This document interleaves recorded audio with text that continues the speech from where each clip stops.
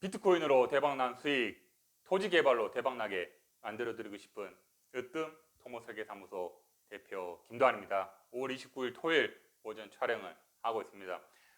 사실 좀 오늘 유난히 긴장을 많이 했는지 지금 10번의 NG를 하고 11번째 촬영을 하다 보니까 처음에 이제 내용을 쭉 적었는데 빨간 표시가 좀 이렇게 있죠. 여러분들 양해 좀 부탁드립니다. 계속 하다 NG가 나는 바람에 하다 보니 이렇게 좀 표시가 되어 있습니다.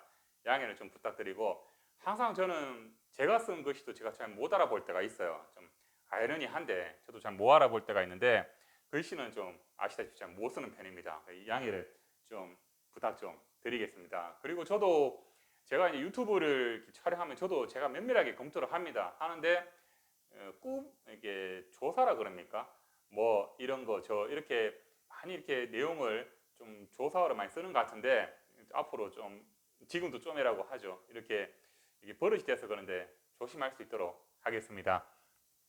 그래서 오늘은 개간인가 사업에 대해서 좀 말씀을 드리려고 합니다. 개간이라는 것은 쉽게 말해서 임야를 이제 농지로 해서 영농 사업의 극대화를 하기 위해서 개간인가 사업을 이제 하고 있는데, 이게 이제 개발 허가가 아니고 이제 인가죠. 허가와 인가 크게 보면 두 가지인데 인가 사업으로 들어갑니다. 그래서 정확한 법은 농어촌 정비법, 오늘 발음도 잘 안 됩니다. 농어촌 정비법인데 법제처에 검색을 하면은 인가 사업에 대한 내용이 좀 나오는데 거기에 중요 핵심 포인트에 대해서 말씀을 드리려고 합니다. 개간 인가 사업은 사실 1단계, 2단계로 나누어집니다. 1단계 같은 경우는 이제 타당성입니다. 과연 이거를 우리 시에서 해줬을 때, 우리 군에서 해줬을 때 과연 이게 문제가 없겠는가에 대해서 한번 선정 검토를 하는데, 검토할 때 중요한 포인트가 주의 휴경지 체킹이라고 합니다. 주의 휴경지 체킹이 무슨 말인가 하면 로드뷰나 구글로 해서 주의 인가 사업을 하려는 주의 임야를 많이 봅니다. 보는데 휴경지가 있으면 말하면 권장을 합니다. 임야 개발보다는 주위에 휴경지를 좀 매매를 하려고 하는데, 사실 이 부분은 저는 좀 아이러니한 게, 사업주도 이해를 하는 부분이지만 본인들도 그렇게 하고 싶어 하지만 막상 뭡니까? 토지주들이 안 팔죠. 안 파니까 어쩔 수 없이 사업을 하려고, 또 농지가 또 소규모고 이런 부분들이 많다 보니까, 휴경지를 할지라도 많다 보니까 임야 개발을 하는데, 막상 이제 이게 휴경지 쪽에 사업하시는 분들이 농업 사업을 하려고 해도 전화하면, 또 찾아가면 어르신들이 또 서울에 있는, 또 광역시에 있는 우리 아들 딸에게 전화하죠. 그럼 아들 딸은 뭡니까? 또 개발이 될 수 있으니까 팔지 말라 그러죠. 그렇기 때문에 또 안 되는 부분도 있어요. 이런 부분이 있다 보니까 인가 사업으로 간다. 그런 부분을 또 공무원들은 조금 이해를 해주시길 바랍니다. 그리고 이제 영농 여건책인데, 영농 여건이라는 건 농사할 때 가장 중요한 게 뭐죠? 가장 중요한 게 물이죠. 물이 이제 가물다 보니까 농사에서 굉장히 힘들어해요. 농업인들도. 저희 부모님도 포도 농사를 지금 40년째, 제가 태어나기 전부터 했으니까 그렇게 하고 있지만, 이 물에 대해서는 저희가 보통 사업계획서에 관정을 시설을 하겠다라고 하는데, 농업인 같은 경우는 관정 같은 경우는 또 국가에서 지원 사업도 해줍니다. 반대로 또 불법 관정을 마구잡이로 파는 사람들한테 자진 신고도 그 기간도 있어요. 왜냐하면 너무 이렇게 지하수를 파다 보니까 실제로 그 사업의 주목도 사업이 안 될 때가 많다 보니까 국가에서 시군에서 이제 그런 부분도 있으니까 자진 신고도 한번 봐주시길 바랍니다. 관정도 하다 보면 되게 비쌉니다. 비싸기 때문에 지원도 잘 받아보시고, 그 다음에 사업 목적 체킹인데, 이 사업 목적 체킹은 제가 요세 단계에 나올 때 한번 설명 한번 드릴게요. 요 사업 목적에 대해서는. 그래서 이제 1단계에 대해서 선정을 하는데, 이 선정이 됐다라고 하면은 저희가 2단계로 갑니다. 2단계가 바로 이제 실시 계획으로서, 실시 계획은 뭡니까? 저희가 이제 측량을 하고 또 계획을 하고 또 신청서를 작성을 하고 해서 산지, 보통 산지 임야니까 산지 전용 개발 행위, 진출입 부분 도로 조명이죠. 그리고 예를 들어서 지목상 국어다라고 하면 국어 목적에 대부분 이렇게 한 세트입니다. 이렇게 세트로 들어가는데, 여기다 또 이제 인가니까 인가 선정 신청서, 인가 신청서를 또 첨부를 합니다. 한 5가지 정도를 들어가서 개별 부서에 협의를 하는데, 개별별서 협의하면 가장 그래도 까다로운 법은 뭡니까? 첫째도 둘째도 셋째도 산지 전용에 대한 법이 굉장히 까다롭습니다. 산지 전용 까다롭기 때문에 예전에 제가 여러분들께 산지는 함부로 훼손하지 말라고 했고, 훼손하다가 이제 불법 하면 사법, 산림 사법이 있습니다. 산림 사법이 조사를 받는데, 이 조사를 받으면은 이제 지방 검찰청으로 갑니다. 이관을 시키고 지방 검찰청에서 이제 그 형을 좀 나오기도 하고 하기 때문에 산지는 조심하셔야 돼요. 그래서 그런 걸 좀 유념해 두시고, 그리고 이 실시 계획에서 중요한 이제 세 가지 포인트에 대해서 좀 설명을 드리는데, 가장 이제 실시 계획에서 그 중요한 세 가지가 토공입니다. 토공은 뭔가 하면 이제 흙을 깎고 흙을 쌓고 이런 부분을 토공이라고 하는데, 이 토공량을 어떻게 계획을 잘 하냐에 따라서 사업비가 줄 수도 있고 늘 수도 있고 사업 면적을 효율화할 수도 있고 비효율화할 수도 있습니다. 그래서 공사 가장 시공에서 공사를 잘 잘한다고 한다면 이 토공량 밸런스를 잘 계획을 잘 하시는 분들이 시공을 잘 하시는 분이고 또 설계도 잘하는 사람입니다. 그래서 이제 절성토 균형을 맞춘다고 하는데, 사토 처리가 이제 절토를 하다 보면 이제 반출을 해야 되겠죠. 반출을 하면은 민원이 발생합니다. 민원 발생하면은 가장 인근에 이제 주위에 가장 인근에 있는 사람이 먼저 민원을 제기를 합니다. 당연하죠. 민원을 제기하고 또 2차 이어서 그게 지역 또 언론사 대표들이 많이 또 찾아옵니다. 한 명 가시면 또 한 명 오고 한 명 가시면 한 명 오고, 그렇게 하다 보면 또 이장님도 파악을 하시죠. 이장님 또 핸드폰 업사무소, 면사무소에 또 확인을 합니다. 그럼 확인을 하게 되면은 또 담당 시에 담당한테 또 물어보죠. 그럼 또 저희 영역사한테 와서 걸러서 다시 또 이제 그 담당 공무원께 보고를 합니다. 지금 사토가 어디로 나가고 있다 이렇게 보고를 드리고 이런 부분인데, 사실 사토 처리가 민원이 많이 발생한 이유는 세륜 세차 시설, 바퀴를 이렇게 씻겨주는 세륜 세차 시설을 안 하다 보니까 민원이 발생해요. 대부분입니다. 근데 안 하는 이유는 뭐 당연하겠죠. 공사비 때문에 그렇습니다. 공사비. 세륜 세차 시설 같은 경우는 이제 물량도 많이 필요하고, 또 하게 되면 기본 시설비가 한 5천만 원 이상은 들어가는 걸로 알고 있습니다. 그러다 보니까 우리 사업주분들께서 뭐 아끼려고 하다 보니 민원 발생이 좀 되는데, 아끼려고 하다 오히려 비용이 더 들어갈 수 있다라는 걸 좀 알고 계시길 바랍니다. 그리고 아까 전에 말씀드렸지만 주목적 사업이 아니라고 이제 담당 공무원이 판단할 때가 있어요. 왜냐? 그 토속 채취 사업이 어렵죠. 예전보다 어려워집니다. 예전엔 좀 괜찮았었지만 이 훼손 부분이 강화되다 보니까, 환경이 강화되다 보니까 토속 채취가 어렵다 보니까 여러분들께서 이제 흙도 절토도 하고 또 농지도 만들고 이렇게 두 마리의 토끼를 잡으려고 하는데, 이건 잘못됐죠. 순수하게 인가 사업으로 가야 되는데 목적이 조금 흐려질 때가 있어요. 그런 부분이 있기 때문에 담당 공무원도 좀 판단을 할 때 민감하게 합니다. 이 토공에 대해서는 그런 부분을 좀 알아주시기 바랍니다. 그리고 이제 그 5년간 관리라고 되어 있는데, 저희가 이제 이거 사업이 끝나면 준공을 하죠. 준공을 하면은 바로 다 끝나서 또 예를 들어서 또 시설물 철거하고 이런 수도 있을까봐 5년 동안 주기적으로 점검을 합니다. 하기 때문에 여러분들이 그 준공이 끝났다고 할지라도 이 관리를 잘 하셔야 됩니다. 특히 비 피해 대비 배수 시설도 관리를 좀 해주시고 해야 됩니다. 그리고 이제 여기 이제 제가 사실 이 목적 때문에 제가 개간 인가 사업을 좀 말씀을 드렸는데, 여러분들께서 대부분 문의 들어오는 대부분의 사업들이 보전산지의 농림 지역입니다. 문의 들어오는 대부분 사업이. 근데 보전산지는 저희가 이제 법제처의 산지관리법을 검색하면 보전산지의 그 기능과 역할 할 수 있는 어떤 분류가 나오는데, 대부분의 사업이 보전산지는 국가사업이죠. 국가사업으로 돼 있기 때문에 이런 거는 제가 예전에 유튜브 제 보전산지에 대해서 할 수 있는 행위들도 한번 그렇게 촬영을 한 적이 있어요. 촬영한 적이 있는데, 여러분들께서 보전산지가 좀 생소하다고 한다면 한번 다시 제 유튜브를 한번 봐주시고 좋아요도 한번 눌러주시기 바랍니다. 그래서 보전산지에도 행위가 가능하다. 왜?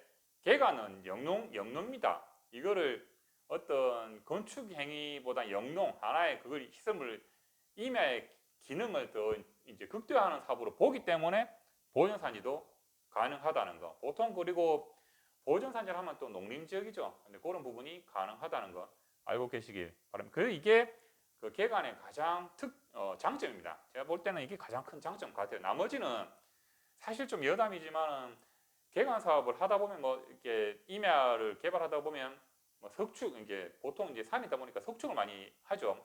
돌쌓기 하고 이렇게 하다 보면 주위 또 아니면 조금 떨어져서 농지를 매매하는 것보다 오히려 이 비용이 더 들어갈 때가 있어요. 그렇기 때문에 사실은 장점도 될 수 있지만 그 단점도 될 수 있다는 걸 좀 알고 계시기 바랍니다. 그 다음에 이제 이게 또 마찬가지 연관된 얘기인데요. 영농사업계획 타당성 체킹이 뭔가 하면은 예를 들어서 이제 그 인가 사업, 저는 이제 이런 꿈이, 저도 인가 사업을 좀 해보고 싶은 게 개인적으로 인가 사업을 해서 앞으로는 이제 스마트팜이 지금도 대세입니다. 지금도 대세고 투경작물로 해서 스마트팜이 참 대세인데 영농 사업을 계획을 했는데 스마트팜 어떤 해서 1년 내내 사업을 하면 이제 충분히 수익이 나오는데 예를 들어서 뭐 고추라든가 뭐 콩이라든가 뭐 수익이 안 나온다는 건 아니지만 이런 사업을 해서 연차적으로 뭐 이렇게 사업 계획서 쓰는데 뭐 3천만 원, 4천만 원 이렇게 하면 공사비는 10억인데 3천만 원, 4천만 원 이러면 타당성이 좀 효율성이 들어요. 타당성보다는 그 효율성이 좀 저하되다 보니까 담당 공무원도 이런 부분에서 우려를 많이 합니다. 우려를 많이 하고 또 사업주분들께서는 잘 모르니까 이런 부분 많이 짚어주시는데 이런 부분들은 참 그래도 공무원분들께서 참 잘하시는 부분 같아요. 그래서 이런 부분들은 여러분도 저희 같은 용역사의 말을 무조건 믿지 말고 한번 계략 측량을 하고 나면 하고 나서 이 부지 효율이 얼마큼 되는지 한번 확인을 해보시고 사업을 할지 말지 검토도 한번 해보셔야 됩니다. 무조건적으로 보존산지에 1단계 선정이 됐다고 해서 무조건 빨리 해가지고 공사를 빨리 해서 준공을 맞자 이런 부분은 아니다라는 걸 한번 말씀을 드립니다. 참고적으로 산지관리법에는 뭐 비탈 사면을 적용하든 옹백을 적용하든 우리 전체 면적이 예를 들어서 자 우리가 전체 면적이 100제곱미터다. 예를 들어서 100제곱미터 하면 산지관리법상은 무조건 뭐죠? 50제곱미터 이상은 무조건 그러니까 프로테이지로 따지면 50%죠. 50% 이상은 무조건 부지가 사면하고 옹벽 부분이 빼고 유효 부지가 50% 이상은 무조건 나와야지 개발 사업이 가능합니다. 산지관리법상에. 그래서 이런 부분도 설명을 드리는데 그런 부분이 있다 보니까 부랴부랴 또 계획을 하다 보면 사실 사면으로 계획하는 게 가장 저렴하죠. 저렴한데 부랴부랴 이런 부분 때문에 일부 또 석축이나 구조물을 싸가지고 선형이 전체적인 나중에 중공을 보면 일부 부분이 또 구조물로 쌓여져 있는 부분도 있어요. 그래서 이런 부분일 수도 있고 또 15m 적용, 높이 15m 이상은 못 넘어가게 돼 있죠. 이런 기준들이 있기 때문에 계획을 할 때 그런 부분도 있습니다. 사업주분들께서도 면밀하게 한번 확인해 보시기 바랍니다. 그래서 큰 틀은 이런 사업인데 사실 인가 사업은 저도 이제 계속 개간 인가를 계속 매년 이 사업을 진행을 하고 있지만 참 어려운 게 이런 부분은 가장 기본인데 막상 측량 이제 육안으로 봤을 때랑 또 측량을 했을 때는 좀 많이 틀리죠. 여러분들께서 이제 사업주분들하고 저희하고 조금 이제 마찰이 있는 경우가 육안으로 봤을 때 다 되는 것처럼 이렇게 사면이 일부만 좀 잡히고 웬만하면 약간 경사를 쥐어서 계획을 해도 되겠다라고 판단하시는데 막상 측량하면 저희가 육안으로 보는 거랑 측량하면 높이값이 차이가 많이 납니다. 그런 부분을 저희가 사업주분들한테 좀 이해시키는 건 상당히 어렵더라고요. 그래서 제 판단에는 일단 측량을 하고 나서 면밀한 계획을 함에 있어서 사업주분들하고 어떤 그런 이해시키면서 하는 게 좀 어렵다. 나머지 공무원들은 이런 어떤 기준에 맞으면 다 해줍니다. 예전처럼 이렇게 어떤 개인적인 잣대를 대고 하는 부분은 많이 줄어들었으니까 너무 또 어렵다 뭘 구비를 해와라 해서 공무원들은 너무 이렇게 안 좋은 시각으로 바라보지 마시고 그래도 공무원 입장도 있으니까 웬만하면 준용을 해서 잘 해주시기 바랍니다. 그래서 계획안 인가 사업은 이렇게 쭉 해가지고 나왔으니까 다시 한번 검토를 여러분들께서 한번 보시고요. 사실 제가 이제 또 아웃사이드 오늘 내용은 요게 다인데 아웃사이드로 지금 이제 보면 80년대 제가 80년생이지만 80년대는 보통 아파트 사업이나 이런 사업이 뭐 화랑이었죠. 그 다음에 이제 뭐 도로 사업도 마찬가지고, 근데 이제 90년대도 마찬가지고 2000년대 들어오면서는 이제 마트, 전국적으로 마트가 상권이 많이 유행이었어요. 대형 마트 안에서 다 할 수 있는 이런 마트 쪽이 대세였다가 2000 이제 중반 5년 10년 이렇게 그 중반부터는 태양광 사업이 완전 주를 이뤘죠. 태양광 사업이 지금도 주를 이루고 있지만 그때는 이메일부터 스타트를 하다 보니까 그때는 상당히 진짜 뭐 전국적으로 전부 다 난개발이었어요. 태양광 사업이. 그러다가 지금 이제 2021년, 22년은 영농 사업은 사실 영농 사업은 제가 봐도 앞으로는 스마트팜 쪽이 대세가 됩니다. 지금 농지나 뭐 이런 임야나 스마트팜 사업이 좀 대세가 될 것 같은데, 인가 사업으로 이제 관리 계획, 관리 시설을 보면은 사실 지금 골프장이 정말 대세인 것 같아요. 코로나 때문에 물론 이제 피해를 본 업종도 있지만 수혜를 본 업종 중에 가장 토지에서 대박난 토지는 골프장입니다. 해외에 나가신 분들이 전부 다 국내, 대한민국만큼 안전한 나라가 없다 보니까 골프장 사업이 정말 저는 요즘에 정말 대박인 것 같아요. 부킹도 잘 안 되고, 일단 뭐 대규모 개발이라서 속된 말로 가다가 이제 자빠지는 경우도 많고, 사업이 또 중간에 시행사들이 바뀌는 경우도 많고, 워낙 이제 투자금이 1000억 단위 이상으로 가다 보니까 그런 경우도 많은데, 또 이제 환경 문제도 있고, 하지만 이제 그런 문제를 극복하고 그 골프장 사업을 하면은 정말 대박인 것 같아요. 그래서 뭐 그런 부분도 있는데, 또 골프장, 예전에는 골프장이라고 하면은 좀 안 좋은 시각 봤죠. 왜? 전부 다 농약 뿌리고 이러다 보니까 이제 그런 지하수 문제라든가 이런 환경 문제를 했는데, 요즘에는 또 그렇게 볼 문제가 아닌데, 골프장 사업들이 이제 들어오면 바로 옆에는 아니겠지만 들어가는 초입부 그런 그 진출입구 부분은 땅값이 많이 올라가죠. 많이 올라갑니다. 또 발길이, 사람들 발길이 많이 이어지기 때문에. 그래서 제가 봤을 때는 이 법인체 사업들, 기업들에서는 골프장도 그 이제 대세다. 하다못해 이제 그 카카오톡이나 이런 대기업들도 골프장을 그 사업을 인수인계를 했죠. 해가지고 이제 뭐 제주도 같은 경우도 운영을 하고 있습니다. 그래서 지금 어떤 시행 사업은 제가 볼 때는 이제 스마트팜이랑 골프장은 향후 한 5년, 10년 정도는 계속 이어지지 않겠나 이렇게 판단이 됩니다. 여담을 한번 말씀을 드렸고, 오늘 토요일 또 가족들과 치킨 한 마리 시켜놓고 형님들도 치맥 한잔 하시면서 일주일의 피로 푸시고 다음 주 일주일도 기분 좋게 시작하시길 바랍니다. 감사합니다.